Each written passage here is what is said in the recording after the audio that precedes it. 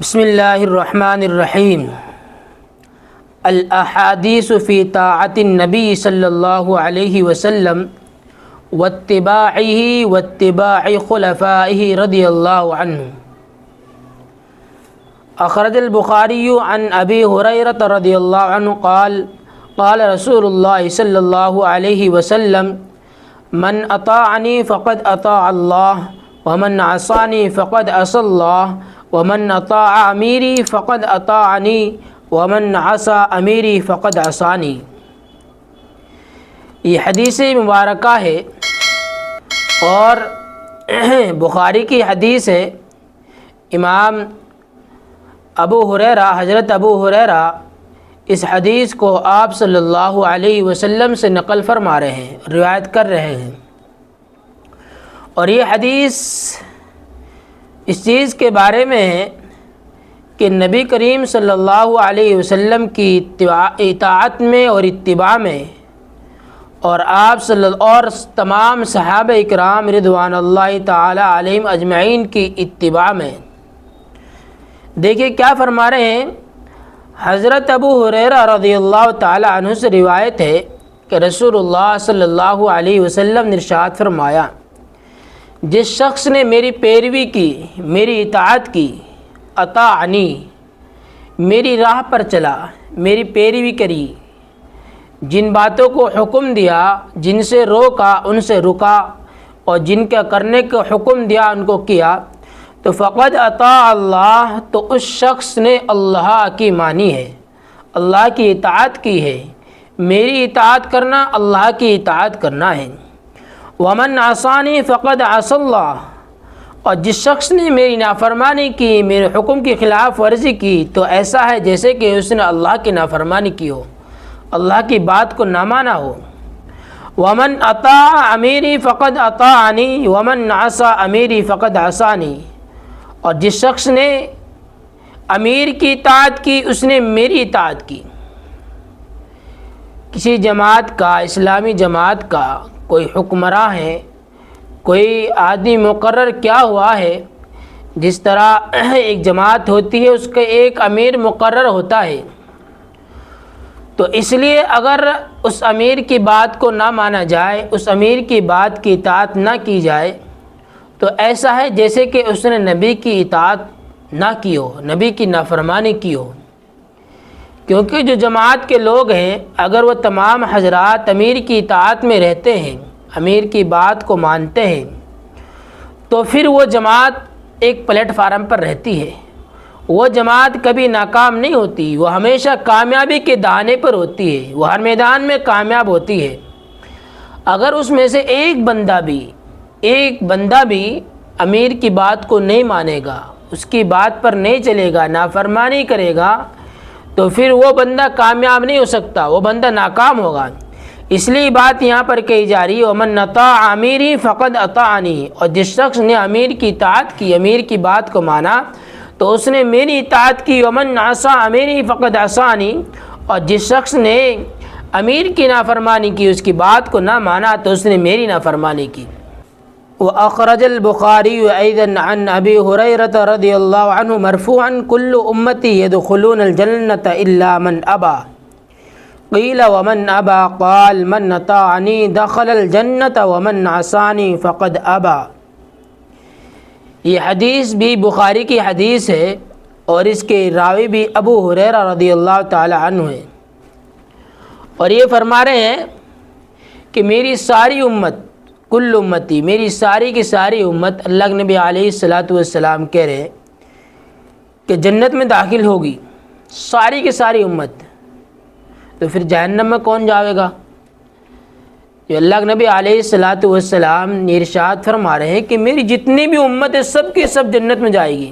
کب جائے گی؟ جب کہ اللہ کے نبی کی اطاعت کی جائے گی۔ الا من ابا، مگر جس شخص نے انکار کیا۔ کس چیز سے انکار کیا؟ وہی صحابہ کرام نے اس چیز کہا کہ اللہ کے نبی کس چیز سے اور کون انکار کرے گا؟ کون انکار کرے گا؟ قیل ومن ابا، کون انکار کرے؟ کہا اللہ کے نبی علیہ الصلاۃ والسلام نے، من اطاعنی دخل الجنہ، جس شخص نے میری اطاعت کی وہ جنت میں جاوے گا۔ جس نے میری پیروی کی، جس نے مجھ کو مانا، میری راہ پر چلا، میری لائی ہوئی دین پر چلا، میری لائی ہوئی شریعت پر چلا تو وہ جنت میں جاوے گا۔ ومن ناسانی، اور جس شخص نے میری نافرمانی کی، میری بات پر نہیں چلا، فقط ابا، میں سے یہی بات ہے کہ اس نے انکار کیا۔ نافرمانی کی، نافرمانی کو اللہ کے نبی علیہ السلام نے ابا سے تعبیر فرمایا ہے کہ نافرمانی ہی انکار کرنا ہے، اس نے میری بات سے انکار کیا۔ اس سے اگلی والی حدیث ہے وَأَخْرَجَ البخاری ایضاً عن جابر رضی اللہ عنہ قال جاءت ملائکۃ الی النبی صلی اللہ علیہ وسلم وهو نائم۔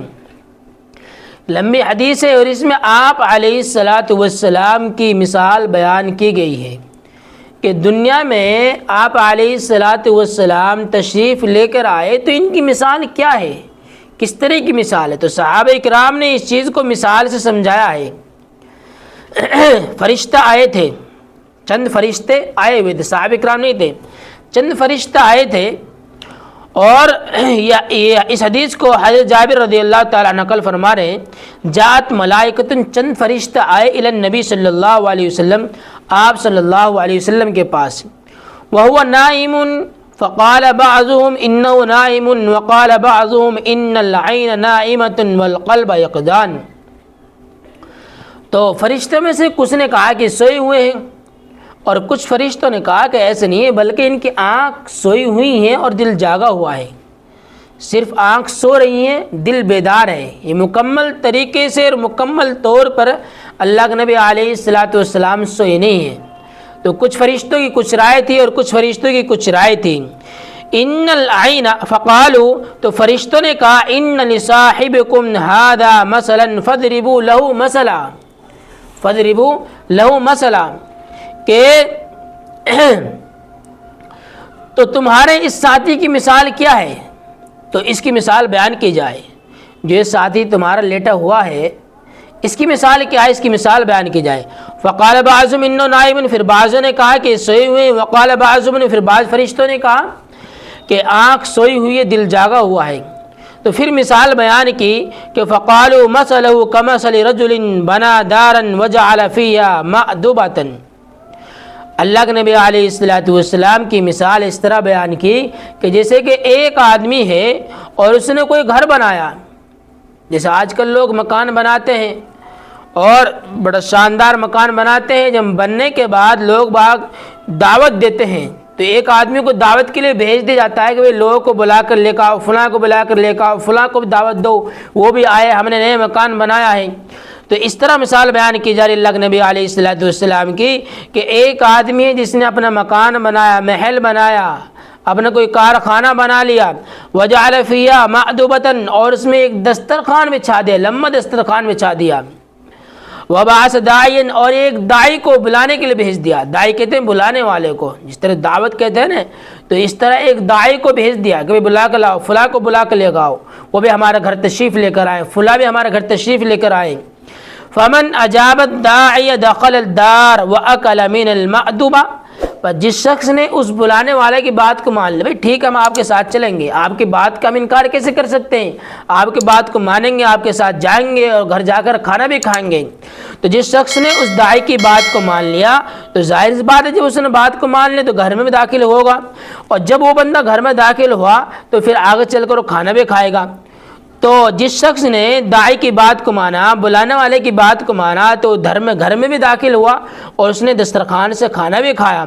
وَمَن لَّمْ يُجِبِ الدَّاعِيَ لَمْ يَدْخُلِ الدَّارَ وَلَمْ يَأْكُلْ مِنَ الْمَأْدُبَةِ، اور جس شخص نے بات کو نہیں مانا، بھائی ہم نہیں جا سکتے، انکار کر دیا صاف صاف، میں نہیں جاؤں گا، میرا سے جھگڑا ہے، میں نہیں جاؤں گا، میں کیوں جاؤں، اس نے میری بات نہیں مانی، یہ 100 بہانے ہوتے لوگوں کے پاس، تو وہ اب اس نے منع کر دیا۔ جس طریقے سے آج دعوت دینے کے لیے جایا جاتا ہے، بہانہ بناتے ہیں کہ نہیں آج نہیں، کل، پرسوں اس طرح کرتا رہتا ہے اور اس کی بیچارے کی جان نکل جاتی ہے۔ اس طرح کرتے کرتے وہ دنیا سے رخصت ہو جاتا ہے۔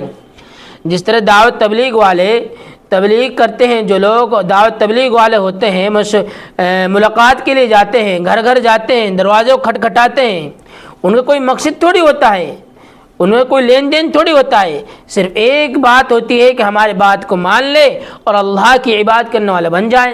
اب جو بندہ اس کی بات کو مان لے گا، ان بلانے والے کی بات کو مان لے گا، بھائی چلو مسجد میں چلو، اور اگر وہ آ جاتا ہے تو اس کے لیے کامیابی ہوتی ہے، اور اگر نہیں آتا تو وہ یوں سوچتا ہے کہ میں کامیاب ہو گیا، حالانکہ وہ کامیاب نہیں ہوا بلکہ ناکام ہوا ہے، اس نے بات کو نہیں مانا۔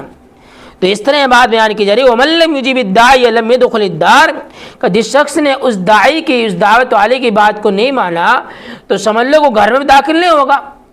ملاقات کے لیے گئے، بات کو نہیں مانا تو مسجد میں نہیں آیا، جو مسجد میں نہیں آئے گا تو پھر نعمتوں سے محروم رہے گا۔ جو اللہ تبارک و تعالیٰ نے مسجد میں آنے کے بعد ایک فرشتوں کا ماحول ہوتا ہے، جب مسجد میں کوئی بندہ آتا ہے چاہے کچھ بھی نہ کرتا ہو، صرف مسجد میں داخل ہوا ہو، لیکن مسجد میں داخل ہوتے ہی اللہ تبارک و تعالیٰ نیکیاں لکھ، فرشتوں کو حکم دیتے ہوئے اس کی نیکی لکھنی شروع کر دو، نیکی لکھنی شروع کر دو۔ صرف مسجد میں داخل نہ کوئی ذکر اذکار کیا، نہ قرآن کریم پڑھا، اور نہ نمازیں پڑھی، نہ نوافل پڑھی، نہ سنن پڑھی، صرف داخل ہوتے ہی اس کی نیکی شروع ہو گئی۔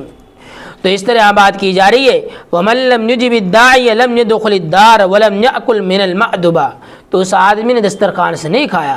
فَقَالُوا أَوِّلُوهَا لَوْ يَفْقَهَا، تو فرشتوں نے کہا کہ اس مثال کو سمجھائیے، اس بات کو سمجھائیے کہ کیا بات ہے۔ فَقَالَ بَعْضُهُمْ إِنَّهُ نَائِمٌ وَقَالَ بَعْضُهُمْ إِنَّ الْعَيْنَ نَائِمَةٌ وَالْقَلْبَ يَقْظَانٌ فَقَالَ، تو فرشتوں نے کہا کہ دیکھو الدار، جو دار سے جو مراد ہے یہ جنت ہے، دار جو مراد ہے یہ جنت ہے۔ نیچے حاشیہ میں اس میں بات لکھی ہوئی ہے کہ فالحاصل ان الجنت دار المتقین، حاصل کیا نکلا اس بات سے، اس حدیث سے کیا نکلا حاصل؟ حاصل یہ نکلا کہ جو یہ گھر کی مثال بیان کی جا رہی ہے، ایک جنت ہے، یہ متقیوں کا گھر ہے، یہ جنت متقیوں کا گھر ہے، ایرا گیرا گھر نہیں ہے، کہ جو اللہ اور اس کے رسول کی اطاعت کرے گا، ان کی باتوں کو مانے گا، ان کے گھر ہے، متقیوں کا گھر ہے۔ وَيَتَنَعَّمُ بِنَعَمِهَا، کہ جو یہ دسترخوان کی مثال بیان کی جا رہی ہے وہ اس میں سے نعمت ہے، نعمت، وہ نعمت ہے، جب جنت میں جاوے گا تو اس کو نعمت حاصل ہوگی۔ جو نبی کی پیروی کرے گا وہ کبھی نعمتوں سے محروم نہیں رہے گا، اس کو نعمتیں ملتی رہتی ہیں، اور ایسی ایسی نعمتیں ملتی ہیں کہ اس آدمی گمان میں نہیں ہوتا کہ یہ کہاں سے مجھے نعمت مل گئی۔ اور پھر یہ فرمایا کہ جو آدمی اس بات کو نہیں مانے گا، آسانی جس کی نافرمانی کی، جس نے بات کو نہیں مانا، تو لم يدخل الدار، تو ظاہر اس بات ہے کہ وہ جنت میں داخل نہیں ہوگا، اور پھر وہ ان نعمتوں میں سے محروم رہے گا اور دسترخوان سے بھی نہیں کھائے گا۔ تو پھر اب کس چیز کا مستحق ہوگا؟ تو وہ يستحق العقاب، اب وہ عذاب کا مستحق ہوگا۔ اس لیے ان تینوں حدیثوں سے جو بات سمجھ میں آتی ہے وہ یہ بات سمجھ میں آتی ہے کہ کامیابی، وہ کامرانی جو رکھی ہے اللہ تبارک و تعالیٰ نے، وہ نبی کی پیروی میں رکھی ہے۔ نبی کی پیروی سے ہٹ کر جو آدمی زندگی گزارے گا وہ کامیاب نہیں ہو سکتا بلکہ ناکام ہوگا۔ وہ چاہے کہ اپنا آپ کو دنیا کے اندر کامیاب سمجھتا ہو، لیکن اصل کامیابی دنیا کی نہیں ہے، اصل کامیابی آخرت کی کامیابی ہے، آخرت کی تیاری ہے۔ اس لیے کہ اللہ نے ہمیں دنیا میں آخرت کی تیاری کے لیے بھیجا ہے، کہ امتحان کے طور پر بھیجا ہے۔ اللہ تبارک و تعالی ہمیں ان تین باتوں پر عمل کرنے کی توفیق عطا فرمائے۔